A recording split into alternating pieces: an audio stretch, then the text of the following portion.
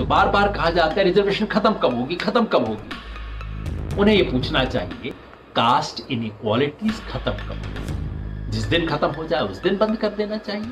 ऐसा नहीं, कुछ को शिक्षा दी गई और कुछ को कहा गया कि तुम शिक्षा नहीं लोगे, वेद पुराण पढ़ोगे तो कान में शीशा घोल दिया जाएगा।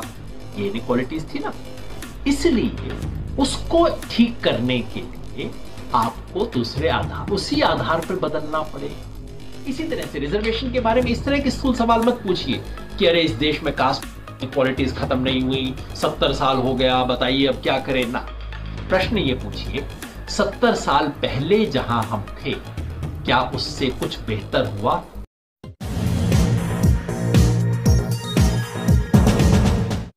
संयोग से जिस समाज से मैं हूं, जाति यादव जाति है, हरियाणा के लोग हैं। तो जैसा आप जानते हैं 1992 तक यादव्स को कोई रिजर्वेशन नहीं था हरियाणा में और बाकी जगहों पे, सेंट्रल गवर्नमेंट में कोई रिजर्वेशन नहीं था। तो हमारे पढ़े लिखे रिश्तेदार कहा करते थे रिजर्वेशन बड़ी खराब चीज है, SC ST लोगों को बताओ ये दे दिया वो दे दिया, सब तरह की बातें करते रहते। मैं डिफेंड करता रहता था, फिर कहते तू तो ऐसी बातें करता है। फिर साहब उनको रिजर्वेशन मिलना शुरू हो गया, 92 के बाद मंडल कमीशन आया, रिजर्वेशन मिलना शुरू हो गया। अब मैं देखता हूं उनके तेवर बदले। नहीं देखो हम लोगों के साथ कितना अन्याय हुआ है, हम लोगों के साथ क्या कुछ हुआ है। अब मैं पलट के कहता हूं नहीं जी उतना अन्याय तो नहीं हुआ जितना आप कहते हो आपके साथ हुआ है। तो जैसे ही इंसान का स्वार्थ आ जाता है तो अचानक तर्क बदल जाते हैं, पता नहीं क्या कुछ लोग बोलना शुरू कर देते हैं। इसलिए संभल के सोचें, संयत तरीके से सोचें। तो अब हम उस सवाल पे आ रहे हैं जिस पे हम इस देश में बहुत बहस करते हैं कि ठीक है भाई रिजर्वेशन हो, स्पेशल अपॉर्चुनिटीज देने की जरूरत है, लेकिन वो अपॉर्चुनिटीज किस बेसिस पे दिए जाएं, कास्ट बेसिस पे क्यों दिए जाएं। पहले कुछ फैक्ट्स। क्या इस देश में कास्ट इनइक्वालिटीज हैं? क्या आज भी हैं? हम कई लोग कहते हैं, शहरों में कहते हैं, भाई कितने लोग कहते हैं I didn't even know about my caste. आप लोगों ने बोल बोल के, जब आपने बात की, मंडल की बहस हुई, तब मैंने पहली बार देखा कास्ट क्या है। मेरे को तो पता भी नहीं था कि कास्ट क्या है। आपको पता नहीं था इसका मतलब यह नहीं है कि कास्ट का फायदा आपको नहीं मिला। कोई मर्द हो सकता है औरतों के प्रति बहुत सेंसिटिव हो, लेकिन मर्द होने की एडवांटेजेस उसको मिले हैं जिंदगी भर। तो पता हो ना हो, लेकिन आपको उसके फायदे मिले। खैर, पहले मैं चाहता हूं आपको सिंपल एक दिखाऊं, क्योंकि कई बार बहुत एलिमेंट्री चीज भी हमें नहीं पता होती। हमारे समाज का कास्ट वाइज ब्रेकअप क्या है ये देखिए। हमारी सोसाइटी का कास्ट वाइज ब्रेकअप है। दलित मैंने 17% लिखा है, पिछली बार मैंने आपको बताया था 16.2, मगर पिछले 10 साल में थोड़ा सा बढ़ा है, ऐसा सोचते हुए मैंने उसको 17 लिखा है। आदिवासी 9%, ST 9%, 8.2 रिकॉर्ड हुए थे, अब तक 8.7 8.8 हो गए होंगे। OBC 44%, आपने कहीं 52 सुना होगा, बहुत लोगों ने कहा होगा मंडल कमीशन 52%। ये माइथोलॉजी है, मंडल कमीशन ने बहुत ही अंदाजे से बातें बोल दी थी, फैक्चुअली सही नहीं है। जितने भी सर्वे हुए ये दोनों आंकड़े, SC और ST का आंकड़ा तो मैं सेंसस के आधार पे दे रहा हूं क्योंकि सेंसस में लिखा जाता है। OBC का सेंसस में गिनती नहीं होती। वैसे ये भी बड़ी अजीब चीज है, जिसके लिए रिजर्वेशन का सिस्टम है उसको सेंसस में गिना ही नहीं जाता, और आप गिनने की बात करो, लोग कहते हैं हाय हाय आप जातिवाद फैला रहे हो। अरे भाई रिजर्वेशन जब दे रहे हो तो कम से कम ये तो गिनना पड़ेगा ना। अगर महिलाओं के लिए आप स्पेशल स्कीम चलाओगे तो गिनना तो पड़ेगा कितनी महिलाएं हैं। आर्मी में महिलाओं को लाने की स्कीम चलाओगे तो गिनोगे तो सही ना कि आर्मी में कितनी महिलाएं हैं कितनी नहीं है, कैसे नहीं तो करो। इसी का अभी जो NSS के आधार पे हमारा सबका आधार है, मूल्यांकन है, कई सोशल साइंटिस्ट लोगों से मैंने बात की है, एक मूल्यांकन है कि अंदाजन 44%, 52 नहीं 44%, मिलके हो गए 70।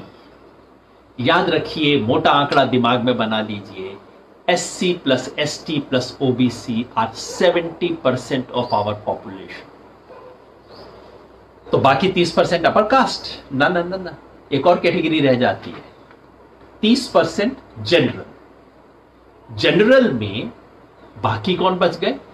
जनरल में अभी कुछ बच गए। देखिए OBC में कुछ मुस्लिम्स तो आ गए, लेकिन काफी मुस्लिम है जो OBC में नहीं आते हैं। सिख, कुछ सिख तो एससी में आ गए, थोड़े से ओबीसी में भी आ जाते हैं, लेकिन काफी सिख हैं जो कि ना एससी है ना ओबीसी है। और क्रिश्चियंस कुछ तो ओबीसी में है, लेकिन क्रिश्चियन एससी नहीं हो सकते, एसटी हो सकते हैं। तो इस सब के लिए अनुमान तय करके बहुत ब्रॉडली मैंने 10% और बाहर कर दिए, यानी कि जो जनरल हैं लेकिन हिंदू नहीं, सिख है, क्रिश्चियन है, मुस्लिम्स है, उसको निकाल दिया तो बच गए 20%।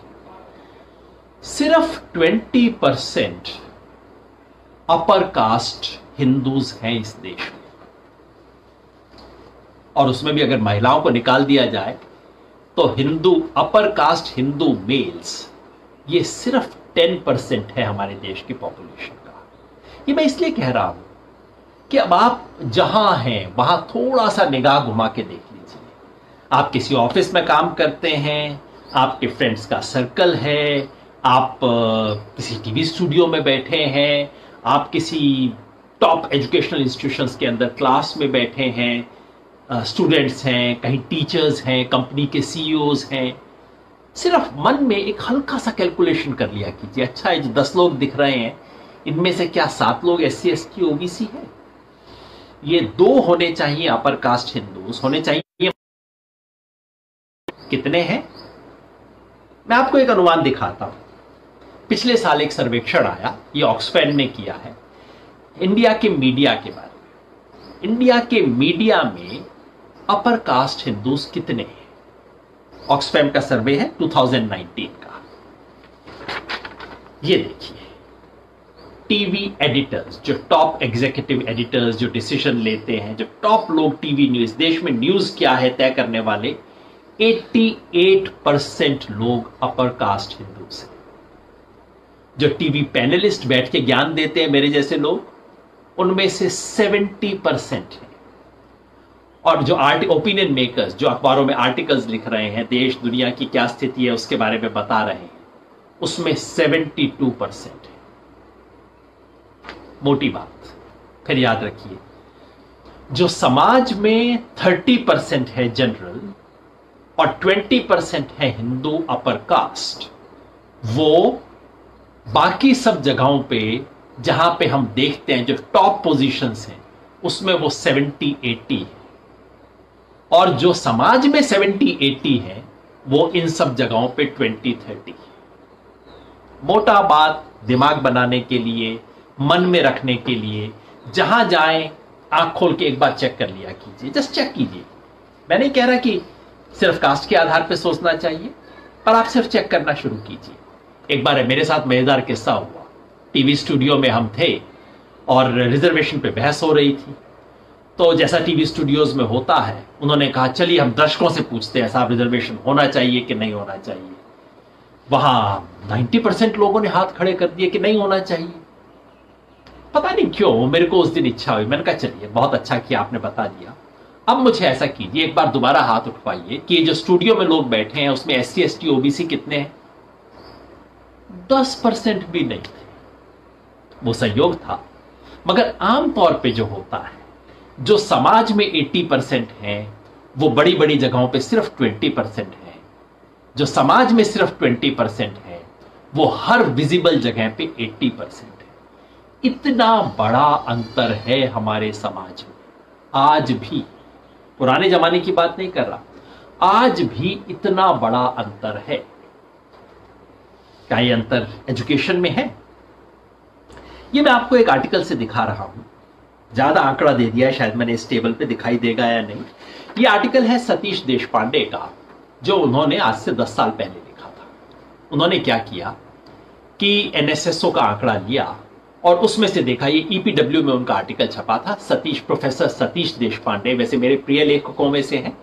कास्ट के सवाल पे, इनइक्वालिटी के सवाल पे, रिजर्वेशन के सवाल पे बहुत सुंदर लिखते हैं और मैं तो बहुत सीखता रहता हूं उनकी बातों से हमेशा। आप भी पढ़िएगा Satish Deshpande, caste, inequality, education, higher education, कुछ भी गूगल कर लीजिए, आपको उनके अनेक लेख मिल जाएंगे, पढ़िएगा। ये उनका ईपीडब्ल्यू में लेख है, जिसमें उन्होंने एनएसएसओ के आंकड़े देखते हुए ये देखा कि ये जो अलग अलग कैटेगरीज हैं, आप पढ़ पा रहे होंगे, हिंदू यूसी मतलब अपर caste, Hindu OBC, Hindu SC, Hindu ST, Muslims, ये लोग मेडिकल कॉलेजेस में, इंजीनियरिंग कॉलेजेस में और ग्रेजुएट्स में इनका प्रोपोर्शन कितना है?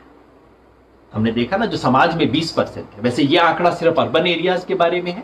अर्बन एरियाज में अपर कास्ट का पॉपुलेशन थोड़ा सा ज्यादा होता है, 30-35% के करीब होता है। ये शिक्षा में कितने हैं? ये देखिए, आपको दिख रहा है 67% मेडिकल कॉलेजेस में। मेडिकल कॉलेजेस के 2/3 स्टूडेंट्स एनएसएसओ के आंकड़े के हिसाब से अपर कास्ट के थे। तो जो लोग समाज में 1/3 से कम है, वो यहां 2/3 से ज्यादा है। बाकी 15, 10, 13 ओबीसी जो कि समाज में 44% हैं, अर्बन एरियाज में 35-40% हैं, वो 15-10% हैं। SC ST तो बहुत कम है, मुस्लिम्स भी आप देख रहे होंगे बहुत कम है। इसको आप चेक करना चाहें तो आप ऐसा कीजिएगा, एक आता है हर साल एनुअल हायर एजुकेशन सर्वे, भारत सरकार निकालती है, जिसके अंदर इस तरह के आंकड़े दिखाई देते हैं। मैंने इन आंकड़ों को पिछले साल चेक किया था। मोटी तस्वीर यही है, अगर आप इस देश के टॉप इंस्टीट्यूशन, जो सेंट्रल एजुकेशनल इंस्टीट्यूशंस हैं, सेंट्रल यूनिवर्सिटी और नेशनली इंपॉर्टेंट इंस्टीट्यूशंस, उन सब के आप आंकड़े देख लीजिए, क्योंकि फॉर्चुनेटली वहां SC ST OBC मुस्लिम सब आंकड़े मिलते हैं। अपर कास्ट हिंदू अलग से नहीं लिखा होता, लेकिन वो आप डिड्यूस कर सकते हैं जनरल कैटेगरी के हिसाब से। मोटी तस्वीर आज भी यही है, देश की टॉप एजुकेशनल इंस्टीट्यूशंस में आज भी 65 से 70% स्टूडेंट्स जनरल या अपर कास्ट हिंदू वर्ग के हैं। यह तो तब जबकि रिजर्वेशन लागू है, उसके बाद भी यह हालत है। टीचर्स में 70% से ज्यादा टीचर्स सिर्फ इसी कैटेगरीज के हैं। तो मोटी बात ये, आज भी कास्ट इनइक्वालिटीज हैं समाज में, हैं, बड़े पैमाने पर है। एक बात और पूछी जाती है कि ठीक है, कास्ट इनइक्वालिटीज है, लेकिन क्या कास्ट इनइक्वालिटीज ही है और कुछ नहीं है? और कुछ है, बिल्कुल। हमारे समाज में सबसे पहले तो मैं कहूंगा इकोनॉमिक इनइक्वालिटीज है। अमीर गरीब का अंतर बहुत भारी अंतर है। जेंडर इनइक्वालिटीज है, मर्द औरत का अंतर, और गांव शहर का अंतर। ये 4 इनइक्वालिटीज हमारे यहां एक दूसरे को काटती हैं, रीएनफोर्स करती हैं। गरीब अमीर, कास्ट कम्युनिटी, जेंडर और रूरल अर्बन, 4 इनइक्वालिटीज है। इनमें से क्या कोई एक इनइक्वालिटी बाकी सबको समझा देती है? जैसे कई लोग मुझसे कहते हैं कि भाई गरीब का देखिए ना, सीधा इकोनॉमिक बेसिस पे आप देख लीजिए, जो गरीब है उसके साथ इनइक्वालिटी है, उस गरीब के बेसिस पे आप कर दीजिए। मैं मानता हूं गरीब अमीर की इनइक्वालिटी बहुत बड़ी इनइक्वालिटी है, और ये कोरोना वायरस के समय तो रोज इसका ध्यान आता है कि कितनी बड़ी इनइक्वालिटी है। जैसे पूरा देश इस वक्त एक अमीर इंडिया है और एक गरीब भारत है, इसमें बढ़ चुका है, तो बहुत बड़ी इनइक्वालिटी है। लेकिन गरीबी एकमात्र इनइक्वालिटी नहीं है। इसके लिए मैं आपके सामने एक छोटा सा एविडेंस पेश कर रहा हूं। यह है प्रोफेसर सतीश देशपांडे और राजेश रामचंद्रन का एक लेख है जो छपा है फिर इकोनॉमिक एंड पॉलिटिकल वीकली। उन्होंने क्या किया कि उन्होंने केवल गरीबों को देखा। ये Indian institute of human development का डेटा सेट है, जहां से उन्होंने लिया 2012 का। उन्होंने क्या किया, जो लोग पॉवर्टी लाइन से नीचे हैं, जो सिर्फ गरीब है, केवल उन गरीबों में देखा अलग अलग कास्ट के हिसाब से कि क्या गरीबों के अंदर भी कास्ट डिफरेंसेस हैं। आप देखिए, ये आंकड़ा वो दिखा रहे हैं गरीबों के अंदर। ये सब वो लोग हैं जो गरीबी की रेखा के नीचे हैं। इसमें ब्राह्मण, अदर अपर कास्ट और SC, इन 3 की तुलना कर रहे हैं। पुअर ब्राह्मण, पुअर अपर कास्ट, यानी कि ब्राह्मण के अलावा दूसरे अपर कास्ट जो है, और पुअर शेड्यूल्ड कास्ट। 2 चीज पूछ रहे हैं सिंपली। हर परिवार में देखा कि ऐसे कितने परिवार हैं जहां कम से कम एक व्यक्ति 12 साल एजुकेशन लिए हुए है, यानी कि जिसको नौकरी वोकरी मिलने की थोड़ी गुंजाइश है। ये बिलो पॉवर्टी लाइन फैमिलीज है, बहुत कम लोग हैं जिनके पास एजुकेशन है। लेकिन यहां भी देखिए, ब्राह्मण परिवार में 40%, बिलो पॉवर्टी लाइन परिवार में भी, और बिलो पॉवर्टी लाइन ब्राह्मण होते हैं, खूब हैं। दिल्ली में जो रिक्शा चलाते हैं इनमें से बहुत लोग बिहार के ब्राह्मण हैं। अपने गांव में कह नहीं सकते, हाथ से काम कर नहीं सकते, वहां कहते हैं नौकरी कर रहा हूं, यहां आके रिक्शा चलाना पड़ता है। तो ब्राह्मण में, अपर कास्ट में गरीबी है, इससे कोई इंकार नहीं हो सकता। मगर आप ये देखिए कि गरीबी के बावजूद अंतर है। यहां गरीबी है, गरीब ब्राह्मण में 40% परिवार में कम से कम एक व्यक्ति है जो 12वीं क्लास पढ़ा हुआ है, 12 कक्षा साल तक पढ़ा है। एक से ज्यादा भी हो सकता है, कम से कम एक है, यानी कि फैमिली में नौकरी मिलने की कोई गुंजाइश है। अदर अपर कास्ट में चले जाए ब्राह्मण के अलावा 16%, और एससी में सिर्फ 12%। कितना बड़ा फासला है उन लोगों का जो कि इकोनॉमिकली सेम स्टेटस के हैं। यही सवाल दूसरे तरीके से पूछा कि इन गरीब परिवारों में से ऐसे कितने लोग हैं जो दिहाड़ी की मजदूरी के अलावा कुछ काम करते हैं, कुछ भी छोटी मोटी नौकरी, छोटा मोटा काम कर लेते हैं, यानी कि दिहाड़ी की मजदूरी से बेहतर काम कर रहे हैं। यहां भी देखिए, ब्राह्मण परिवार में 29%, ये अति गरीब लोग हैं, गरीबी की रेखा से नीचे अति गरीब परिवार हैं सब। इनमें 29% है जो दिहाड़ी की मजदूरी से कुछ बेहतर काम कर पा रहे हैं, और बाकी में देखिए 11 और 8%। मतलब सिर्फ एक छोटी बात कहना चाह रहा हूं कि गरीबी बहुत बड़ा सच है, गरीबी एकमात्र सच नहीं है। एक गरीब परिवार में भी फर्क होता है। फर्क होता है इस चीज का कि एक गरीब ब्राह्मण परिवार, खास तौर पे ब्राह्मण का मैं जिक्र इसलिए कर रहा हूं जिसके परंपरा है, जिसका संस्कार है पढ़ने लिखने का। गरीब ब्राह्मण परिवार में गरीबी के बावजूद कोई मामा, कोई चाचा आ जाएगा, नहीं नहीं बच्चे में पोटेंशियल है, भाई बच्चे में कुछ प्रतिभा है, चलो मेरे पास भेज दो। बच्चा चला जाएगा गांव में, गांव से बाहर शहर में जाके अपने मामा चाचा किसी के पास जाके कुछ पढ़ाई कर लेगा। तो संस्कार से फर्क पड़ता है। इसके लिए एक दूसरा शब्द है सोशियोलॉजी में, सोशल कैपिटल।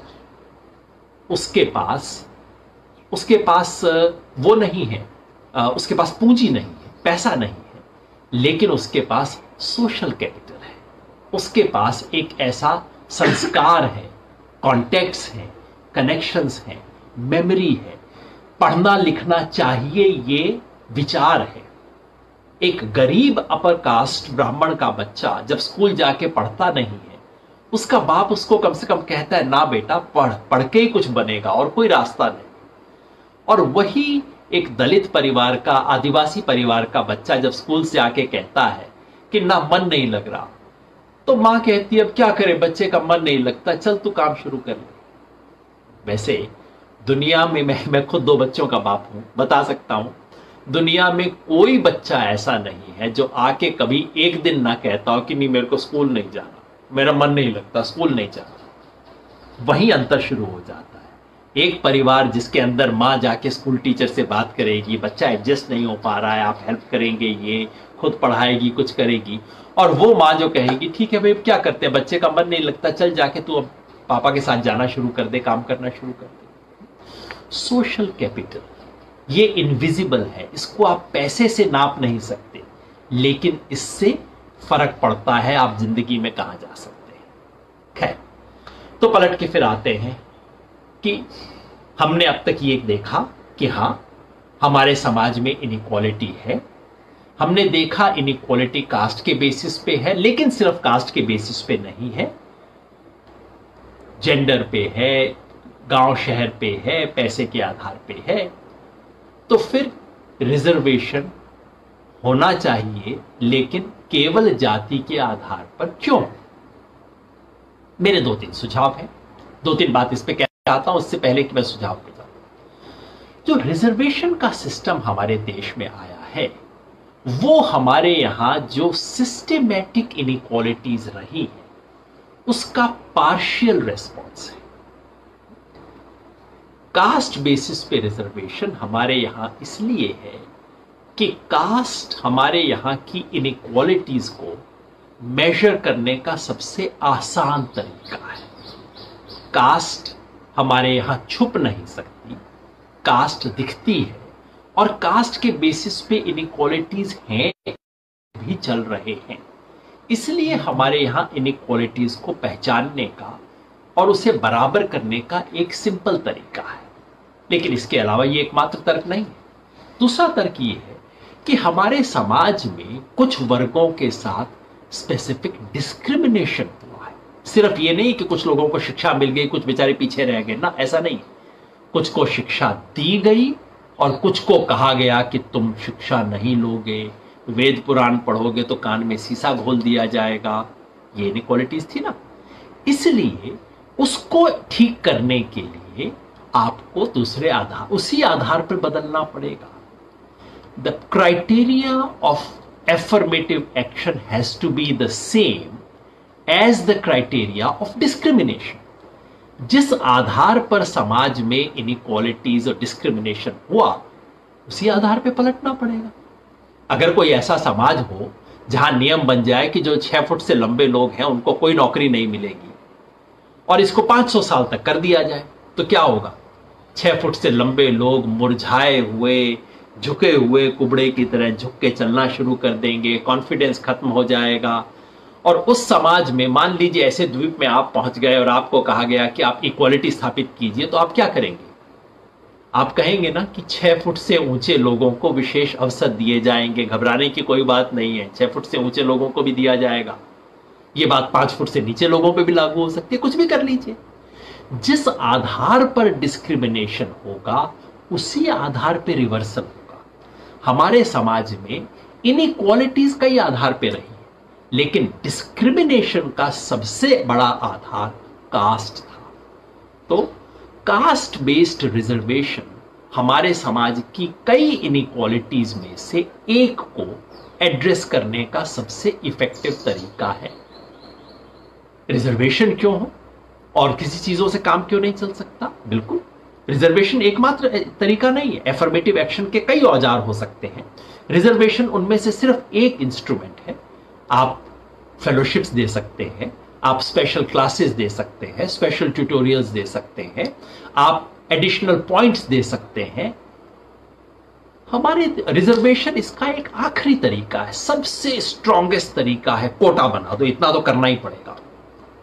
कोटा हर चीज में इस्तेमाल नहीं होना चाहिए, लेकिन हमारे समाज में जिस तरह की इनइक्वालिटीज हैं, उस इनइक्वालिटीज को देखते हुए कोटा एक तरीका है जो काम करता है, रिजर्वेशन एक तरीका औजार है जो काम करता है। बाकी कोई और औजार आप लगा दीजिए, वो जल्दी ब्लंट हो जाता है, वो काम नहीं करता। तो कास्ट बेस्ड इनइक्वालिटीज को, कास्ट बेस्ड डिस्क्रिमिनेशन को एड्रेस करने का एक इफेक्टिव तरीका है रिजर्वेशन। मैंने कहा इफेक्टिव। आप पूछेंगे इफेक्टिव कैसे हुआ जी? 70 साल हो गए, अभी तक चले आ रहा है, कैसे इफेक्टिव हुआ? ये मैं वापस फिर आपको कोरोना वायरस पे ले जाऊंगा। कोरोना वायरस में हम ये नहीं कहते कि लीजिए लॉकडाउन वाले दिन तो 500 केस थे, आज हो गए 21,000, इफेक्टिव कैसे हुआ? ये तो खराब हो गया। नहीं, हम कहते हैं वायरस के बढ़ने की रफ्तार जो है वो कम हुई है। हम बारीकी से देखते हैं। इसी तरह से रिजर्वेशन के बारे में इस तरह के स्थूल सवाल मत पूछिए कि अरे इस देश में कास्ट इक्वालिटीज खत्म नहीं हुई, 70 साल हो गया, बताइए अब क्या करें। ना, प्रश्न ये पूछिए 70 साल पहले जहां हम थे, क्या उससे कुछ बेहतर हुआ इस रिजर्वेशन के चलते? क्या स्थिति थोड़ी बेहतर हुई है? या यूं पूछिए अगर रिजर्वेशन ना होता तो हम किस स्थिति में होते? क्या हम आज उससे बेहतर स्थिति में हैं? आप खुद ही देख लीजिए, कहीं भी देख लीजिए, आपको अंतर साफ दिखाई देगा। इन रिजर्वेशन के चलते पहली बार खास तौर पे एससी और एसटी वर्ग में एक नया वर्ग आया है जो पढ़ लिख रहा है, जो अपनी आवाज उठा रहा है, जो अब एक ऐसे स्तर पे पहुंचा है जहां वो अपने समाज को पूरा साथ ले जा रहा है। इससे बहुत बड़ा फर्क पड़ा है, हमारे समाज का चेहरा बदला है। किसी गांव में चले जाइए, पूछिए अलग अलग परिवारों की क्या स्थिति है, 70 साल पहले थी, अब क्या हो गई है, क्या बदलाव हुआ है। आप देखेंगे बदलाव हुआ है। कम से कम एक छोटा वर्ग पैदा हुआ है जो नहीं होता अगर रिजर्वेशन ना हो। पलट के दूसरा सवाल पूछा जाता है तो फिर हो गया ना जी, 70 साल तक कर दिया, अब तो बंद कर दे ना, ये भी अच्छा तर्क नहीं है। अगर कोई बीमार होता है, हम ये तो नहीं पूछते नहीं भाई साहब दवाई कब बंद हो रही है, दवाई अब बंद कर दें, प्लास्टर उतार दें। हम पूछते हैं ठीक हो गए ना, तकलीफ तो नहीं है ना, ठीक हो गए तो अब दवाई बंद कर दें। दवाई बंद करने से पहले पूछते हैं कि तबीयत ठीक हो गई ना, प्लास्टर उतार दे से पहले पूछते हैं फ्रैक्चर हील हो गया ना। ये सवाल हम क्यों नहीं पूछते? यही बात रिजर्वेशन पे लागू होती है। जो बार बार कहा जाता है रिजर्वेशन खत्म कब होगी, खत्म कब होगी, उन्हें यह पूछना चाहिए कास्ट इनइक्वालिटीज खत्म कब होगी। जिस दिन खत्म हो जाए उस दिन बंद कर देना चाहिए। तो अब तक मैंने जो बेसिक बात, इस पर बहुत लंबी बात हो सकती है, कई बार मैं इस पे बहस करता हूं, बात करता हूं अपने युवा साथियों से, तो कम से कम 3 घंटे का हमारा सेशन होता है। उस 3 घंटे की बात को मैंने 20-25 मिनट पे समेटने की कोशिश की है। तो बेसिक बात ये अभी तक मैंने कहा है कि कास्ट बेस्ड रिजर्वेशंस जो है वो हमारे देश में जो इक्वालिटी ऑफ अपॉर्चुनिटीज नहीं है और होना चाहिए, वो लाने का एक औजार है। क्या इसका मतलब है ये एकमात्र औजार है? क्या इसका मतलब है कि ये इससे काम बन गया है? क्या इसका मतलब है जो कुछ रिजर्वेशन जैसी चल रही है वैसे ही चलनी चाहिए? क्या इसका मतलब है कि इसमें कोई सुधार नहीं होना चाहिए? नहीं, मैंने बार बार लिख के कहा है कि आज की व्यवस्था में सुधार की जरूरत है। सिंपल फॉर्मूला फिर आपको कह दूं, reservations are necessary, they are not sufficient. आरक्षण अनिवार्य है लेकिन अपर्याप्त है, जरूरी है नाकाफी है। खाली रिजर्वेशन से कुछ नहीं कुछ बदलेगा, उससे खास कुछ नहीं बदलेगा। अगर आपको इक्वालिटी ऑफ अपॉर्चुनिटीज लानी है तो बहुत कुछ और करना होगा। कास्ट के अलावा बाकी जो इनइक्वालिटीज है उसके लिए भी तो करना पड़ेगा ना। कास्ट के लिए कोटा बन गया, रिजर्वेशन हो गई, इसका मतलब यह नहीं कि गरीबी के लिए आप कुछ ना करें, अमीर गरीब के लिए कुछ ना करें, आप महिला पुरुष के लिए कुछ ना करें, आदमी आप शहर गांव के लिए कुछ ना करें। इन सब के लिए भी कुछ करने की जरूरत है। सबके लिए रिजर्वेशन की जरूरत नहीं है, और बहुत कुछ किया जा सकता है। गरीबी अमीरी के लिए सबसे सिंपल चीज है, बहुत बड़ी संख्या में स्कॉलरशिप्स इंट्रोड्यूस कीजिए। महिला पुरुष के लिए सबसे बड़ी चीज जरूरत है शिक्षा में, लड़कियों के लिए हॉस्टल खोलिए, बड़ी संख्या में हॉस्टल्स खोलिए। शहर और गांव के लिए गांव में अच्छी शिक्षण संस्थाएं खोलिए।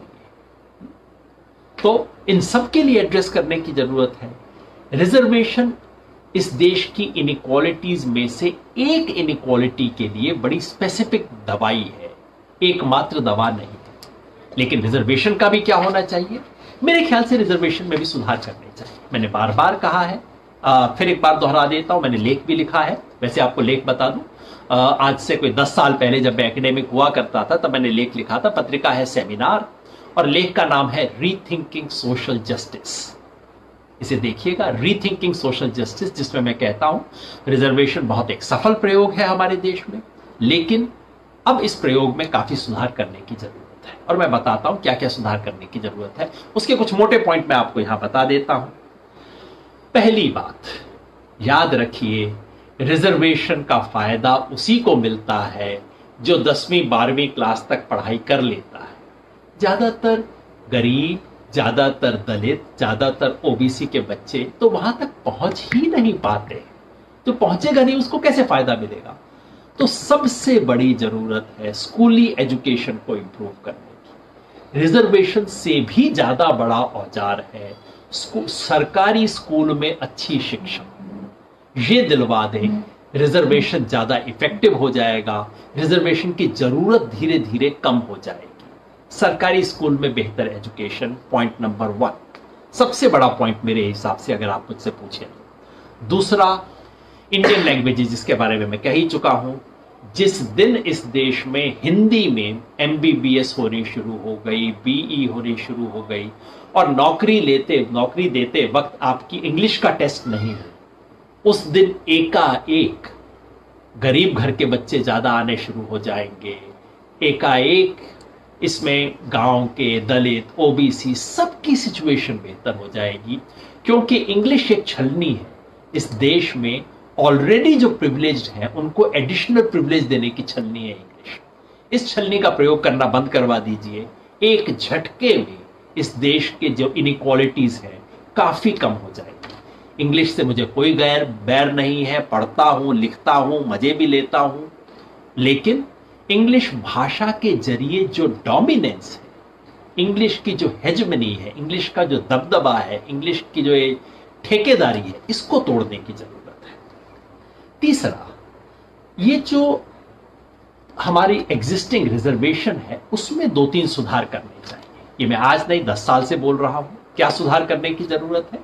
नंबर 1, ये जो कैटेगरी है तीनों, SC, ST, OBC, तीनों में अंदर एक एक कैटेगरी है जो बहुत बहुत दबी हुई है और तीनों में ही कुछ खास लोगों ने कब्जा कर लिया है। SC में 2-3 समाज हैं उत्तर भारत में और दक्षिण भारत में, जिनके लोगों को आज से 100 साल पहले थोड़े से बेहतर एडवांटेजेस मिले थे, तो उन्होंने ज्यादा रिजर्वेशन पे कब्जा कर लिया, बाकी सब लोग रह गए। जैसे जो सफाई कर्मचारी समाज है, जो मैंने जिक्र किया होगा, मुसहर समाज है, अलग अलग तरह के समाज है ऐसे जो जिन्हें डर्टी ऑक्यूपेशंस बोला जाता था, वो आज भी रिजर्वेशन का फायदा नहीं पहुंचा पा रहे हैं।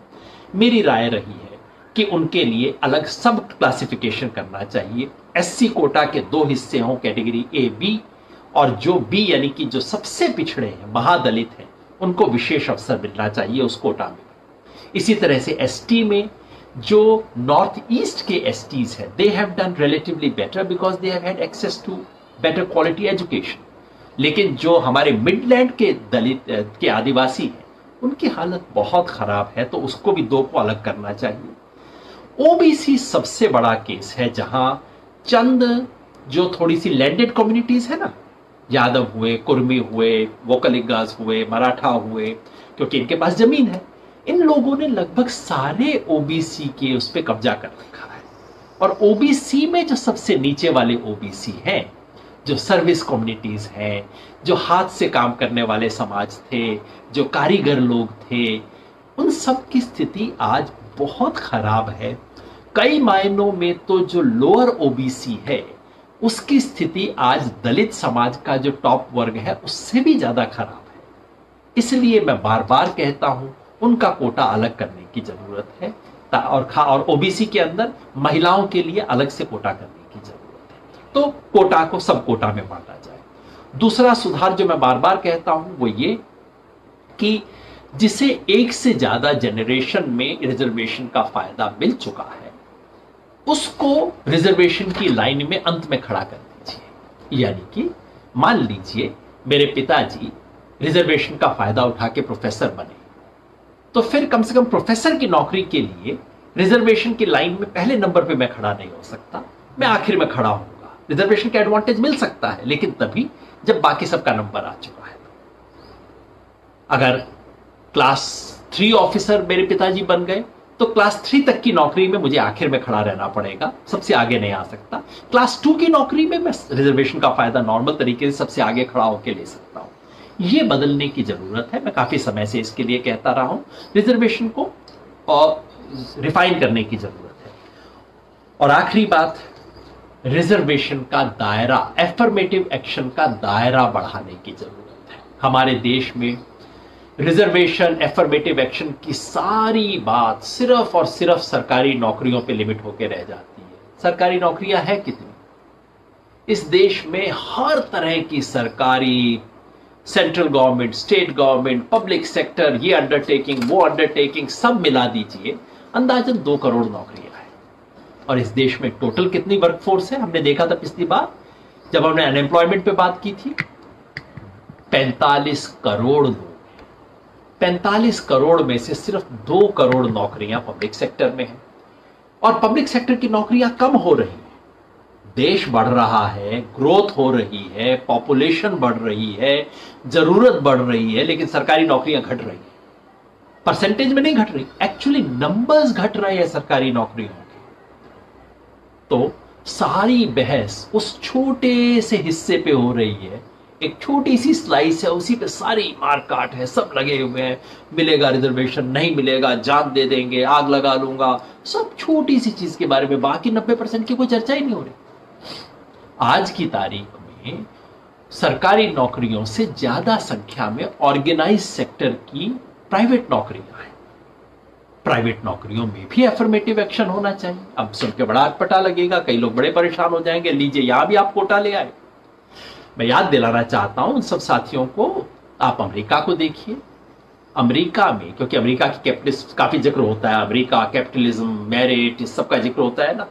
अमेरिका की हर कंपनी को हर साल लिख के देना पड़ता है कि उसकी डाइवर्सिटी प्रोफाइल क्या है, यानी कि आपके कितने टोटल एम्प्लॉयज हैं, उनमें से कितने व्हाइट हैं, कितने ब्लैक हैं, और आप ब्लैक एम्प्लॉयज को इंप्रूव करने के लिए क्या कर रहे हो। इंडिया में क्यों नहीं हो सकता? डाइवर्सिटी प्रोफाइल हर कम्युनिटी की चेक की जाए। इसके लिए एक रिपोर्ट हुई थी, आज से 10 साल पहले भारत सरकार की एक कमेटी बनी थी इक्वल अपॉर्चुनिटी कमीशन बनाने के लिए। मैं उसका एक हिस्सा था, इसलिए पहले से बता दूं कि ये थोड़ा सा सेल्फ प्रमोशन है। कमेटी बनी थी जिसने, कमेटी ने ये सब रिकमेंडेशन दिए थे, उस पर कुछ काम नहीं हुआ। इक्वल अपॉर्चुनिटी कमीशन होना चाहिए, केवल सरकारी नौकरी नहीं, प्राइवेट नौकरियों में भी इस देश की डाइवर्सिटी दिखनी चाहिए। ये सब करेंगे तो हम बेहतर बढ़ेंगे, बेहतर सोचेंगे, आगे बढ़ेंगे, एक ऐसा समाज। आखिर में एक ही बात कहना चाहता हूं, मेरा लक्ष्य है एक ऐसा भारत जिसमें रिजर्वेशन ना हो। इसलिए नहीं कि रिजर्वेशन खत्म कर दी गई, बल्कि इसलिए कि रिजर्वेशन की जरूरत ना हो, जहां औरत को महसूस ना हो कि उसे रिजर्वेशन की जरूरत है। आपको पता है, आज से 40 साल पहले जब मेरी दीदी मेडिकल कॉलेज में गई थी, तब लड़कियों के लिए कोटा होता था मेडिकल कॉलेज में 20%। उसके बाद एग्जाम में 40% लड़कियां पास करने लग गई, कोटा महत्वहीन हो गया। अब शायद वो कोटा खत्म भी हो गया होगा। मैं ऐसा हिंदुस्तान चाहता हूं जिसमें एससी के लिए, एसटी के लिए, ओबीसी के लिए कोई कोटे की जरूरत ना बचे, क्योंकि वो सामान्य तरीके से आए, ताकि एक ऐसा समाज जिसमें कास्ट बेस्ड इनइक्वालिटीज खत्म हो गई। और उसका आदर्श वो है जो डॉक्टर अंबेडकर ने कहा था, annihilation of caste. Caste system को जहां तोड़ दिया गया हो, किसी की कास्ट देख के आपको अनुमान भी ना लगे कि इस व्यक्ति को कैसी अपॉर्चुनिटीज लाइफ में है, क्या होगा। आपका काम, आपकी मेहनत, आपकी प्रतिभा केवल वो तय करे कि जिंदगी में आप कहां पहुंचे।